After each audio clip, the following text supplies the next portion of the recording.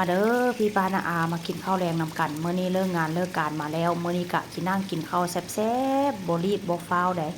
เพราะว่ามื้ออื่นนี้เป็นมื้อวันหยุดพี่น้องเอ้ยพี่น้องเอ้ยดีใจขนาดอันอาทิตย์นึงหยุดมื้อเดียวแต่ว่ากะยังดีใจนะว่าเช่นซะดีใจที่มีมื้อหยุด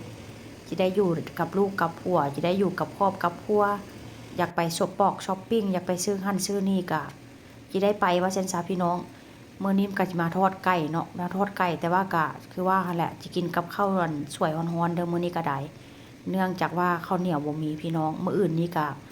เป็นมื้อหยุดก็ว่าจิไปช้อปปิ้งไปหาลูกสาวแล้วก็จิแวะไปช้อปปิ้งพี่น้องมื้ออื่นนี้เป็นมื้อที่แบบว่าลดกระหน่ำเป็นแบบว่าแบล็คไฟเดย์พี่น้องเอ้ยมื้ออื่นนี้กะจิไปหาซื้อเสื้อผ้าอันใดที่แบบว่ามันยังขาดแล้วก็ยังบ่มีว่าเช่นซันเนาะเพราะว่าช่วงนี้ก็เป็นช่วงที่แบบว่าเป็นช่วงคนที่แบบว่าไปหาซื้อเสื้อผ้าอันเสื้อผ้าตัวใดที่แบบว่าเขาต้องการใส่อันนั้นเนาะกะที่ไปซื้อในช่วงนี้แหละเพราะ